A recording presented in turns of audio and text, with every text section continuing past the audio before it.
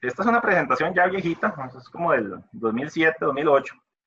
Nada más le cambié la fecha y le cambié unas cuantas cositas ahí para después poderla cobrar como que es nueva, recién sacada del horno. Esto es un trabajo que trabajé con Alejandro Izquierdo, que todavía está ya en el BID, y con Ernesto Talvi, que hasta hace poco fue el canciller de Uruguay, casualmente. Ahora, esto lo escribimos allá por 2007. Recuerden que esto estábamos como cuando estaba aumentando la presión para que incrementara ya la crisis inmobiliaria, y se trata del ciclo económico de América Latina, con un énfasis específico en factores externos. Ahora, bueno, ¿de qué va a tratar? Les voy a contar una motivación del problema económico en cuestión, después un poquito de la estimación de resultados. Mucho de eso yo esperaría que no lo entiendan, que casualmente eso es lo que quiero que aprendan en este semestre, y para eso se los estoy dando ahorita, para que vean más o menos qué cosas vamos a aprender. Después, que ya les conté un poco de la herramienta, ¿qué gano yo con esa herramienta? O sea, ¿qué tipo de análisis puedo hacer? Eso lo vemos en la parte 3 y las conclusiones en particular que llegamos en este estudio. ¿Ok? Bueno, tal vez un poquito de contexto histórico. Recordemos que allá por los 90, bueno, tal vez un poco más atrás, en los 80, la crisis de la deuda pegó duro, y después de eso no hubo quien quisiera financiar América Latina, por lo menos por toda la década de los 80, después de toda la ola de defaults, de deuda externa de muchos de los países. Bueno, allá por los 90 es cuando empezaron a volver a llegar flujos de capital. Ahora, llegan esos flujos de capital y eso termina provocando que los mercados de activos entren en expansión, se empiezan a apreciar las monedas latinoamericanas, empieza a aumentar la inversión y el crecimiento otra vez empieza a dispararse. Entonces, de todos contentos, y bueno, hay que buscar la explicación al asunto. ¿Qué pasó? Entonces, bueno, los proponentes de las reformas, del famoso consenso de Washington, empiezan a decir, ven, lo que les dije, como ustedes hicieron la reforma, ya me hicieron caso, gracias a eso es que ahora volvieron los flujos de capital, y por eso sus países están creciendo rápido. Esa fue una de las narrativas. Bueno, allá por el 93, Guillermo Calvo, Lederman, no recuerdo su nombre, y Carmen Reinhardt escribieron un paper donde se cuestionan este asunto. Dicen, no, estamos todos muy contentos, estamos creciendo, pero ese cuento de que es por las reformas, nosotros no creemos que sea por eso. ¿Por qué? Porque los fondos, los flujos de capital están llegando a todos los países independientemente de cuáles hicieron reformas y cuáles no, o qué tan avanzados están unos y otros con respecto a esas reformas. Entonces, no puede ser de verdad que haya sido únicamente por esas reformas. Entonces, ellos lo que proponen, en su punto de vista, es que a lo mejor hay unos factores externos, en particular financieros, en el centro, entiéndase en los países G7, que están afectando a la periferia, entiéndase nosotros, América Latina. Entonces, a lo mejor esas reformas domésticas no es lo que explican los flujos de capital. Entonces, ¿por qué eso es importante? Bueno, para ellos es, bueno, si de verdad los flujos vienen por las reformas y las reformas son permanentes, aquí no hay nada que preocuparse. Pero si los flujos vienen por factores externos que podrían revertirse, entonces yo no puedo cantar victoria de que ya tengo resuelto el problema de crecimiento. Entonces, ellos se preocupan de qué pasaría si los factores externos se deteriorasen con la misma facilidad que habían mejorado durante la bonanza. Entonces, este gráfico obviamente es posterior a lo que ellos hicieron. Recuerden que el documento ya es del 93, allá por 2006, 2007, nosotros en el BID estamos revisando este grafiquito y acordándonos de Calvo y compañía, y dijimos, bueno, lo que Calvo vio fue esto.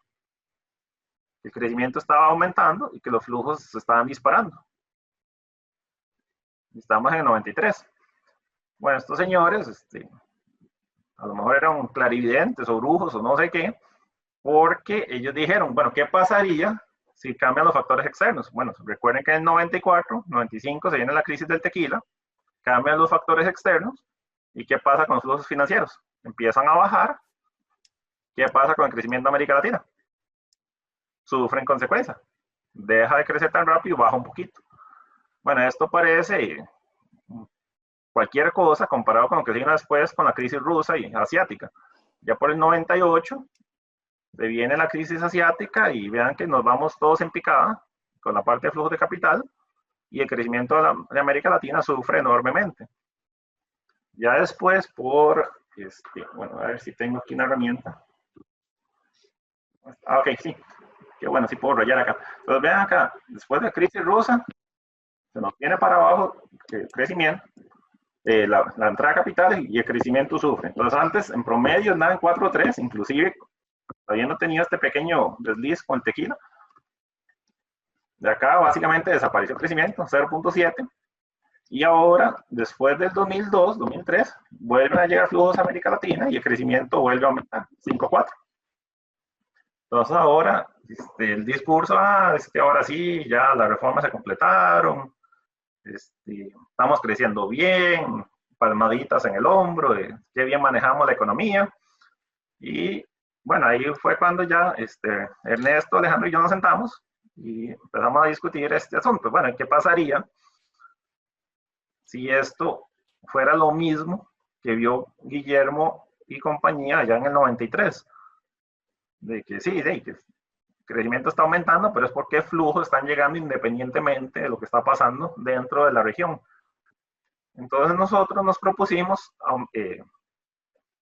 aumentar un poco el trabajo de investigación en esta área, siguiendo las líneas de Guillermo y Carmen y Leiderman, de que veamos qué pasa con factores externos, pero haciendo un par de diferencias. Una es que el trabajo original de ellos era más sobre los flujos de capital, tratar de explicar flujos de capital. Para nosotros era más interesante explicar el crecimiento mismo. ¿Okay? Entonces, por eso nosotros nos enfocamos en el crecimiento del PIB. Y lo otro que cambió es que antes de los 90, toda la famosa crisis de la deuda, el tipo de financiamiento era distinto. Era más que todo financiamiento bancario, préstamos. Pero después de los 90, que empezaron a llegar más y más flujos, la mayor parte del financiamiento pasó a ser bonos, no préstamos. Y esos bonos se transan en el mercado secundario, entonces nos da información nueva, nos da información de precios, de aversión al riesgo. Entonces, por ahí, una fuente para explotar, qué pasa cuando cambia la aversión al riesgo de los inversionistas. Y la otra es que por haber entrado hacia los mercados internacionales con más fuerza, de China, los términos de intercambio empezaron a tener una cierta dinámica para mejorar el crecimiento de América Latina. Entonces le íbamos a poner atención también a esto, términos de intercambio. ¿Ok? Y después, bueno, usar el modelo, vamos a estimar un modelo y con ese modelo hacer contrafactuales de qué hubiera pasado si. ¿Okay? Básicamente para eso queremos estimar el modelo. Entonces más o menos con esto les concluyo la motivación, un poquito la econometría del caso. ¿Qué estimamos? Bueno, estimamos un vector de corrección de errores. Este es el tema 11 del curso. Entonces, casualmente por eso les dije, voy a empezar al revés, les voy a dar primero el final de la historia. O sea, vean que no, como para novelista no hubiera servido yo. O sea, les estoy contando el final antes de todo el misterio de cómo los personajes fueron evolucionando. No, aquí el final de la historia es este. Vamos a estudiar un vector autoregresivo este semestre.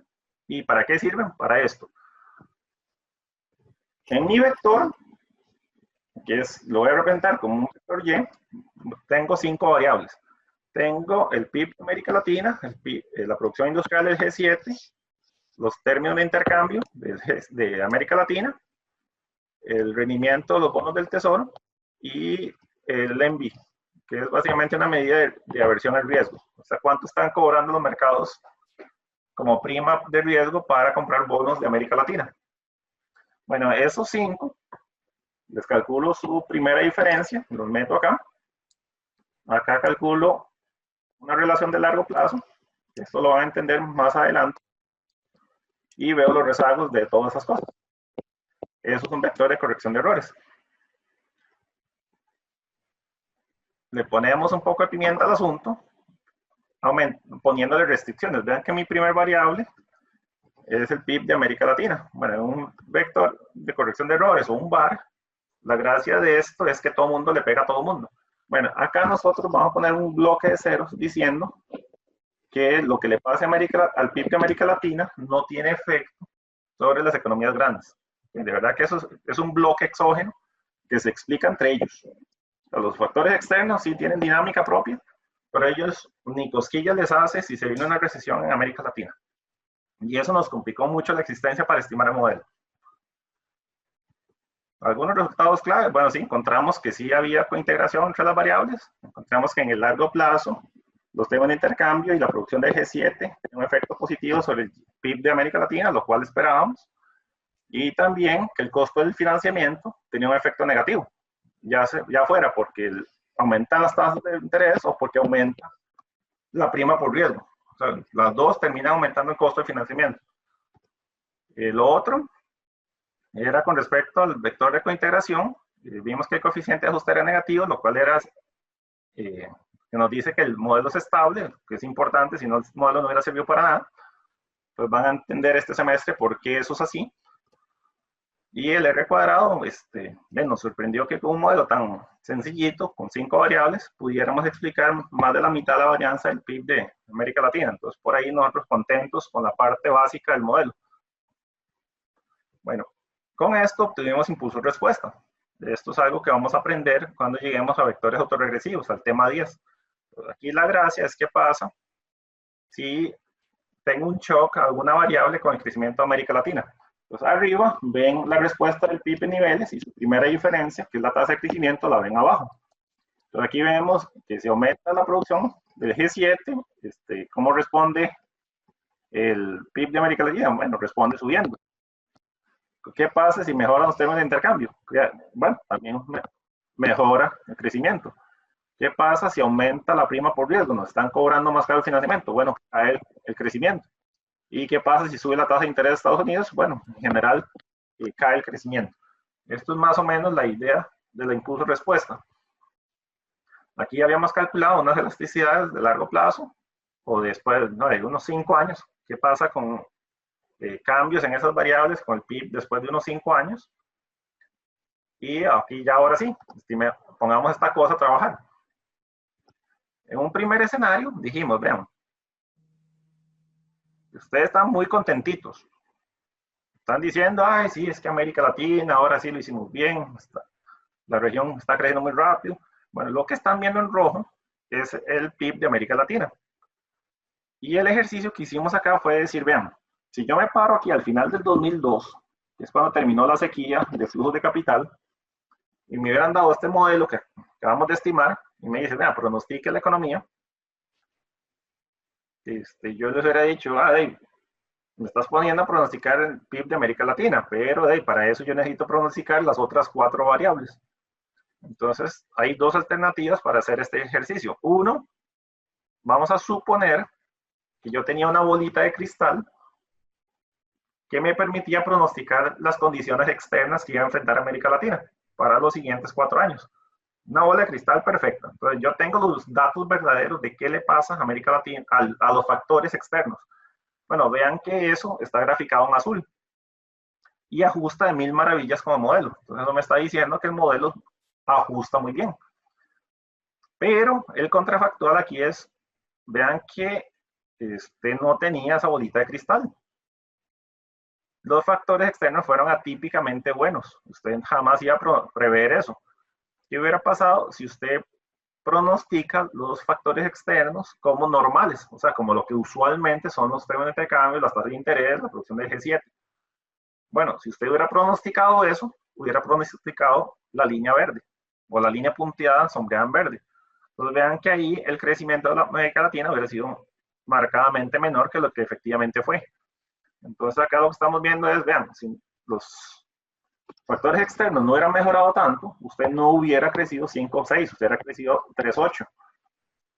Ahora, no piensen que es que estamos nada más quitándole méritos a ustedes. Esto funciona de las 2 maneras.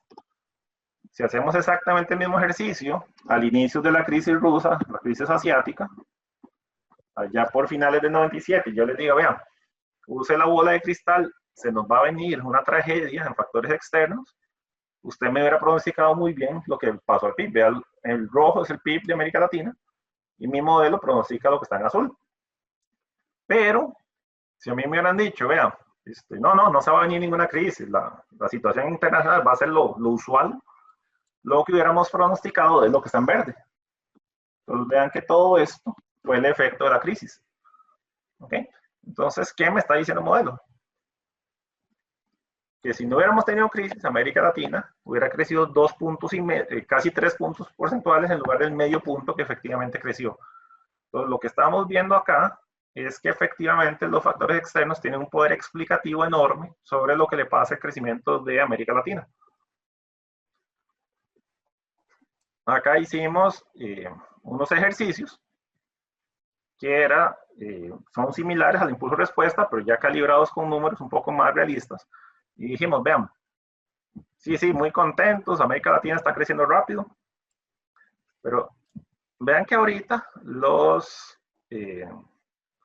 las condiciones de financiamiento son muy favorables, la prima por riesgo está muy baja.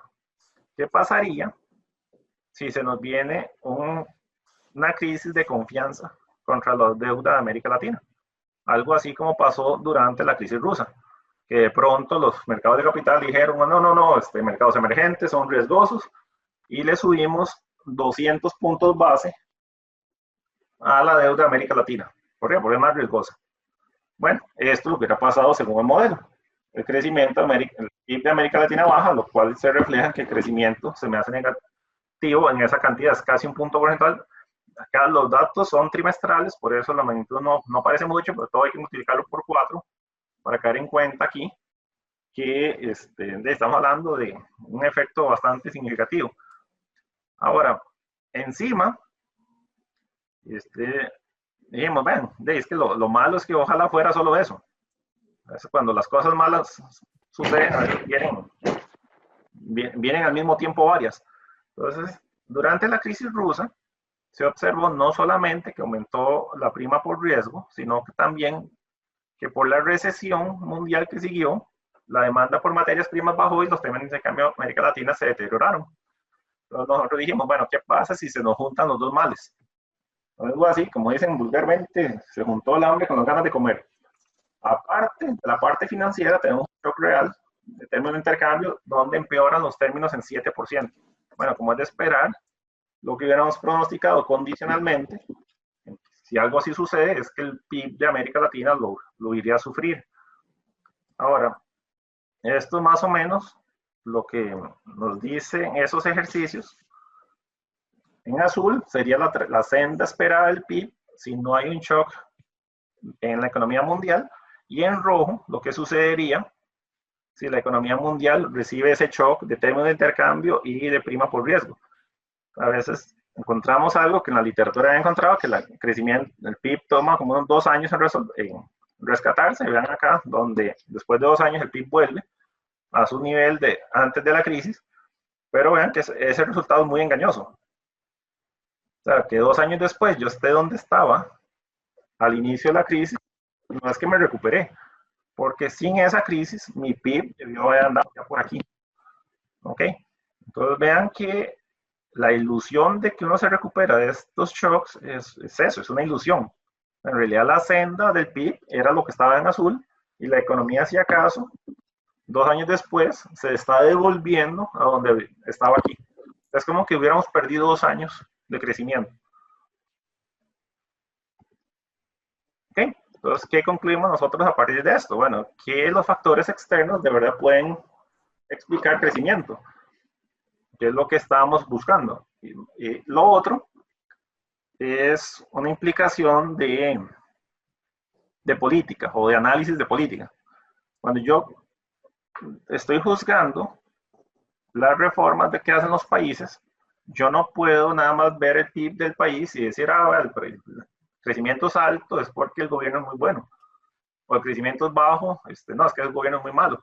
Bueno, yo siempre tengo que tomar en consideración por dónde andan los factores externos. O sea, puede ser que un gobierno fuera particularmente malo, pero tenía términos de cambio demasiado buenos y por lo tanto todo parecía andar bien, cuando en realidad el gobierno era malo. Nada más que tenía muy buena suerte con los factores externos. O caso contrario, un gobierno puede ser muy bueno y se le vino una pandemia y de pronto los indicadores empeoran, pero no porque el gobierno sea malo, es porque los factores externos son terriblemente malos. ¿Ok? Y bueno, entonces eso tiene implicaciones de cómo analizamos sostenibilidad de deuda. No es lo mismo ver sostenibilidad de deuda cuando pensamos que todo es culpa o mérito del país, sino que todo es culpa y mérito del país más las circunstancias en las cuales se está moviendo esa economía. Bueno, nosotros lo que dijimos, vean, nosotros acá no estamos vendiendo un modelo de pronósticos. Estamos analizando un pronóstico condicional. Nosotros estamos diciendo, si los factores externos empeoran, América Latina va a sufrir. Lo que no estamos diciendo es que eso va a pasar el otro año o dentro de 5 años. O sea, no tenemos idea cuándo se podrían empeorar los factores externos. Nada más estamos diciendo, si cuando eso suceda, América Latina va a sufrir. Bueno, ya ustedes saben lo que pasó. Se vino la crisis del subprime y 2 años después yo me senté un ratito a actualizar las cifras de este paper a ver qué había pasado. Y recuerdan el ejercicio que habíamos hecho teórico de un impulso-respuesta. Nos preocupaba qué pasaría si de pronto aumenta el ENVI en 2 puntos. Bueno, ven que nos quedamos cortos. Subió prácticamente 4 puntos. ¿Qué pasaría si empeoran los temas de intercambio? También nos quedamos cortos. Dijimos, ¿qué pasa si se nos vienen unos 7 puntos y había margen? Ven que los temas de intercambio andaban muy altos, andaban como en 135 y de pronto bajan. Entonces, este ejercicio que nosotros lo hicimos teórico de qué pasaría si sucede, bueno, lastimosamente se materializó después del 2008-2009 y vimos que efectivamente los temas de intercambio empeoraron. Ahora, ¿por qué dijimos que podían deteriorarse los temas de intercambio? Bueno, por una recesión. La recesión, los 7 países del G7, los vemos acá, nuestros datos muestrales están como por acá. Después de la crisis, vean que ninguno se zafó de caer en recesión. Todos terminaron con crecimiento negativo. Ahora, no es que nosotros ahorita estemos echándonos méritos, sí, nosotros vimos que eso iba a suceder ese año, porque nosotros no estamos pronosticando en el sentido convencional de pronóstico, que en 2008 esto va a pasar. Nuestro pronóstico era condicional, dijimos, si esto sucede, y esto sucede, por más que América Latina usted diga que los fundamentales ahora sí están bien, que las políticas domésticas son muy buenas, América Latina va a sufrir. Bueno, vean lo que le pasó a América Latina. Acá todo el mundo dándose palmaditas en el hombro, diciendo que no, que ya crecimiento de América Latina es estable, es duradero, ya llevamos 4 años creciendo muy alto. Se vino la crisis de factores externos que nos preocupaba que pudiera suceder, y vean cómo América Latina, tal como lo decía el modelo, entró en recesión. ¿Ok? Entonces, esto espero que para ustedes sea una motivación de por qué es interesante aprender un montón de teoría que van a aprender estas 15, 16 semanas que siguen.